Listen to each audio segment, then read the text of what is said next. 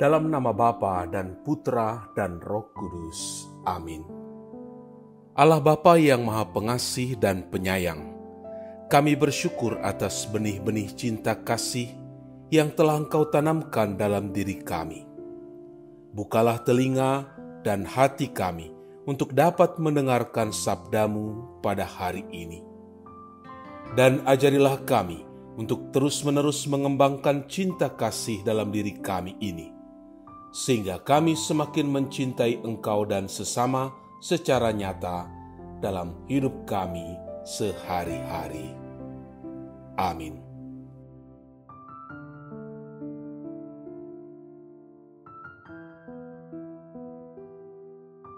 Tuhan bersamamu dan bersama rohmu. Inilah Injil suci menurut Lukas. Dimuliakanlah Tuhan. Pada waktu itu, ketika Yesus telah dekat dan melihat kota itu, ia menangisinya. Katanya, "Wahai, betapa baiknya jika pada hari ini juga engkau mengerti apa yang perlu untuk damai sejahteramu. Tetapi sekarang hal itu tersembunyi bagi matamu. Sebab akan datang harinya bahwa musuhmu akan mengelilingi engkau dengan kubu, lalu mengepung engkau dan menghimpit engkau dari segala jurusan. Dan mereka akan membinasakan engkau beserta dengan pendudukmu. Dan pada tembokmu, mereka tidak akan membiarkan satu batu pun tinggal terletak di atas batu yang lain, karena engkau tidak mengetahui saat bila mana Allah melawat engkau." Demikianlah sabda Tuhan. Terpujilah Kristus. Saudara-saudari yang terkasih, kutipan Injil hari ini sangat menarik karena menunjukkan betapa besar kasih Yesus pada manusia. Dalam Injil tercatat Yesus menangis hanya 2 kali, yakni pertama, ketika Lazarus yang dikasihinya meninggal, dan saat Yesus tidak sanggup melihat air mata kesedihan Maria dan Marta serta semua orang yang mengasihi Lazarus. Dan yang kedua, dalam kutipan hari ini, Yesus menangis bukan karena di Yerusalemlah puncak dari semua misinya, yakni kematiannya. Yesus menangis karena kedegilan hati mereka yang mendiami Yerusalem. Yerusalem yang berarti kota damai sejahtera. Tetapi apakah sungguh-sungguh menjadi kediaman yang menawarkan damai sejahtera bagi manusia yang mendiaminya? Ataukah orang-orang yang mendiami kota Yerusalem sendiri yang tidak mampu menciptakan damai sejahtera karena mereka dipenuhi dengan kejahatan? Hal inilah yang ditangisi Yesus, yakni mereka yang buta dan tuli akan kehadiran Allah yang nyata dalam diri Yesus, yakni manusia yang mengisi hatinya dengan berbagai hal-hal jahat. Yesus menangisi kedegilan hati manusia. Namun, apakah manusia menyadari kasih yang besar ini?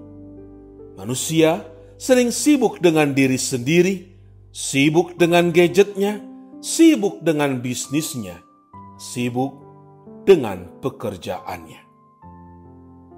Manusia selalu sibuk dengan banyak hal, hingga rahmat Allah kadang berlalu tanpa disadari.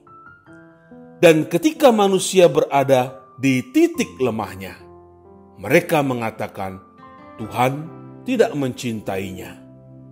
Dan barulah manusia menangis.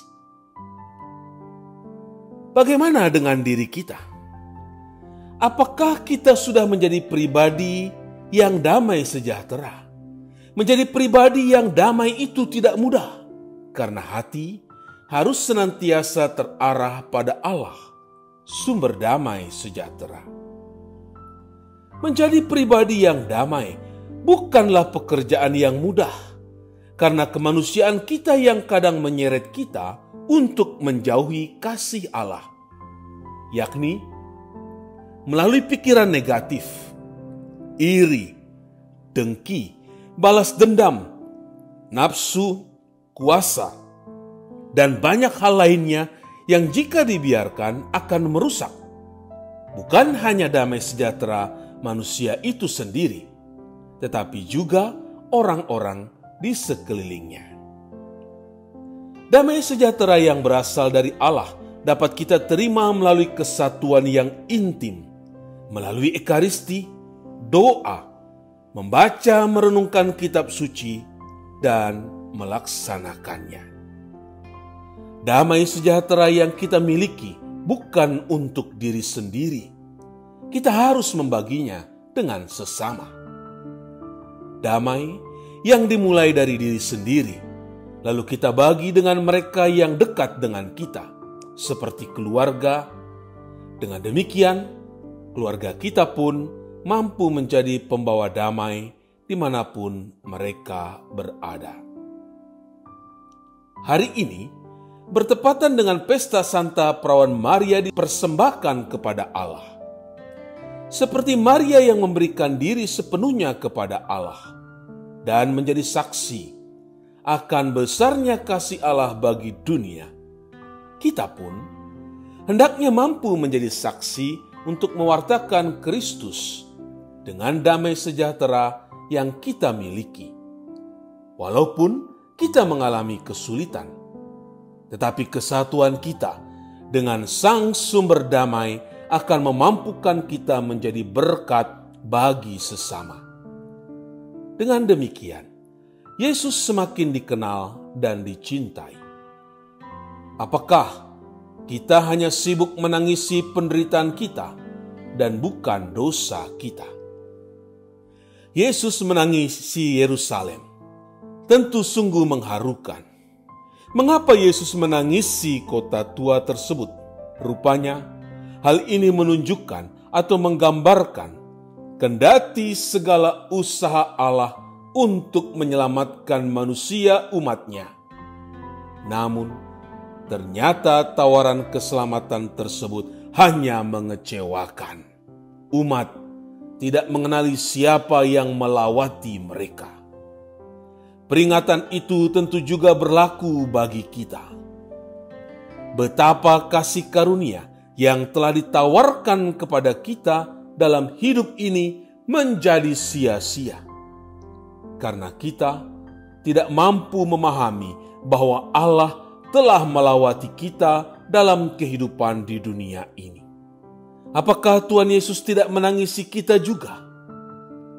Apakah kita masih mau mengembangkan kepekaan seperti itu? Apa yang perlu kita perhatikan?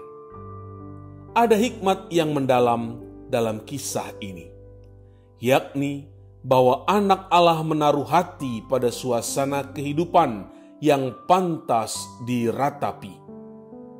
Tentu, ratap tangis tersebut bukan ratap tangis keputusasaan, melainkan tanda bela rasa dan setia kawan yang mendalam. Dengan ratapan itu, diharapkan rasa pilu masih dapat muncul dari hati yang keras. Hati yang baru akan muncul karena rindu akan kebaikan dan pembaruan. Semoga kita senantiasa belajar pada Yesus yang lembut hati dan mengasihi kita.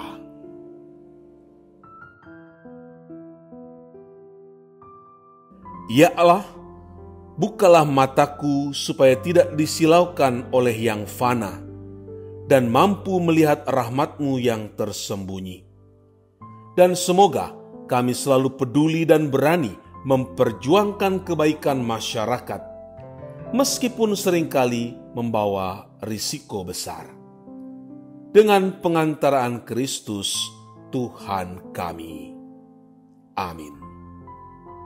Tuhan bersamamu dan bersama rohmu. Semoga saudara sekalian diberkati oleh Allah yang Maha Kuasa, Bapa dan Putra dan Roh Kudus. Amin. Allah Bapa kami, penuntun kehidupan, Engkau telah menuntun Abraham menuju tanah terjanji. Engkau juga menuntun bangsa Israel menuju tanah Yerusalem melalui tangan Musa. Kini kami umat-Mu keuskupan Padang sedang berjalan bersama dalam sinode kefikepan menuju keselamatan yang Engkau janjikan dalam diri Putramu Yesus Kristus. Tuntunlah peziarahan hidup kami dengan kuasa Roh Kudus-Mu, agar kami tetap tabah, sabar dan setia menghadapi kesulitan dan tantangan hidup. Bimbinglah kami supaya mampu berjalan bersama, saling meneguhkan dalam iman, harapan, dan kasih. Bunda Maria, doakanlah kami putra-putrimu sepanjang sinode kefikepan ini berlangsung. Ya Bapa, Engkau kami sembah dan muliakan, kini dan sepanjang masa. Amin.